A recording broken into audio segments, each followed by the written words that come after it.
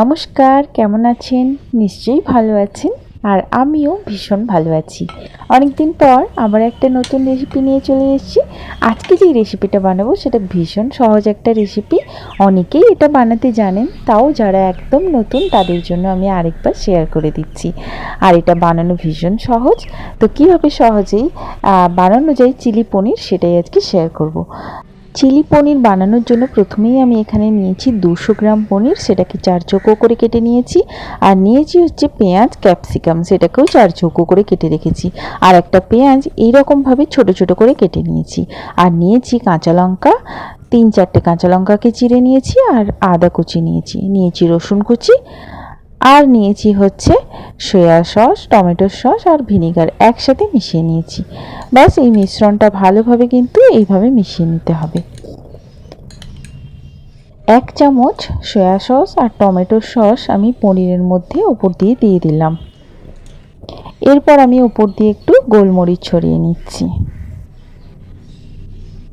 এবার আমি দিয়ে দেবো একটু আদা রসুনের পেস্ট। তারপর ওপর দিয়ে ছড়িয়ে নিচ্ছি কাশ্মীরি লঙ্কার গুঁড়ো। এবার আমি ছড়িয়ে দেব ওপর দিয়ে কর্নফ্লাওয়ারটা দিয়ে আমি কিন্তু ভালোভাবে পনিরের মধ্যে মিশিয়ে নেব।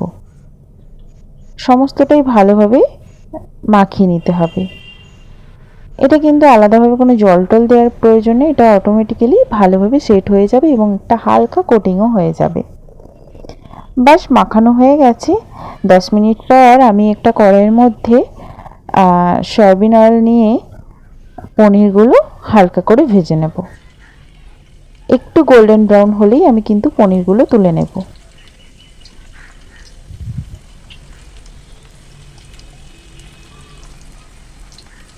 পনিরগুলোকে কিন্তু খুব হালকা করে ভাজতে হবে এবং যাতে ভেঙে না যায় সেটা লক্ষ্য রাখতে হবে।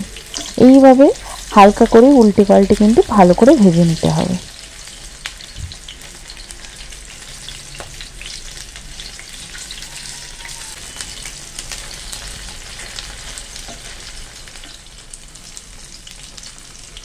হ্যাঁ, পনিরে আমি লবণটা দিতে কিন্তু ভুলে গেছিলাম আগে, তাই ওপর দিয়ে একটু লবণ ছড়িয়ে দিলাম। পনিরগুলো একদম গোল্ডেন ব্রাউন করে ভাজা হয়ে গেছে। খুব সুন্দর একটা কালার হয়েছে। এই চিলি পনির বানানো কিন্তু ভীষণ সহজ। 10 মিনিটেই এই রান্নাটা হয়ে যায়। তবে একটাই ব্যাপার, আগে থেকে জিনিসগুলোকে রেডি রাখতে হবে। এবার ওই একই তেলের মধ্যে আমি দিয়ে দিচ্ছি রসুন কুচি। রসুন কুচিটা একটু ভাজা হয়ে এলেই আমি দিয়ে দেব পেঁয়াজ কুচি। ব্যাস পেঁয়াজ কুচিটা দিয়েও আমি একটু লাল লাল করে ভেজে নেব। এবার দিয়ে দিচ্ছি আদা কুচি।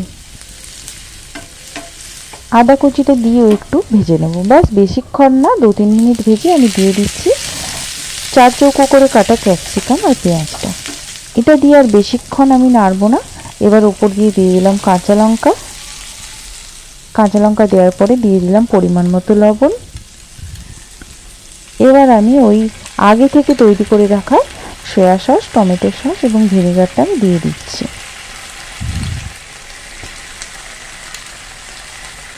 এরপর একটু ভালোভাবে আমি হাই ফ্লেমে এই রান্নাটা আমি করব।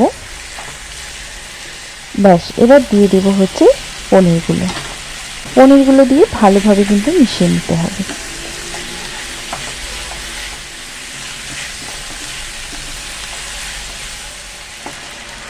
এবার আমি দিয়ে দিচ্ছি সামান্য পরিমাণ একটু জল। যারা একটু ড্রাই খেতে ভালোবাসেন তারা জলের পরিমাণটা কম দেবেন। আমি যেহেতু একটু গ্রেভি বানাবো তাই জন্য আমি জলটা দিয়েছি। সবশেষে দিয়ে দেব হচ্ছে কর্নফ্লাওয়ার গোলা জল। ব্যাস দিয়ে দিলাম, তৈরি হয়ে গেল চিলি পনির। দেখুন খুব সহজেই হয়ে গেল চিলি পনির। ওপর দিয়ে আমি ছড়িয়ে দিচ্ছি গোলমরিচের গুঁড়ো। ব্যাস রান্নাটা কমপ্লিট হয়ে গেছে। এবার স্বাদ মতো আমি একটু জ্যাগারি পাউডার দিয়ে দিচ্ছি। আপনারা জ্যাগারি পাউডারের বদলে চিনিও ব্যবহার করতে পারেন। আমার এই ভিডিওটা আপনাদের কেমন লাগলো অবশ্যই কমেন্ট করে জানাবেন। আর যদি ভিডিওটি ভালো লেগে থাকে তাহলে লাইক করবেন, শেয়ার করবেন আর চ্যানেলটিকে সাবস্ক্রাইব করে পাশে থাকবেন। দেখা হবে পরবর্তী কোনো ভিডিওতে।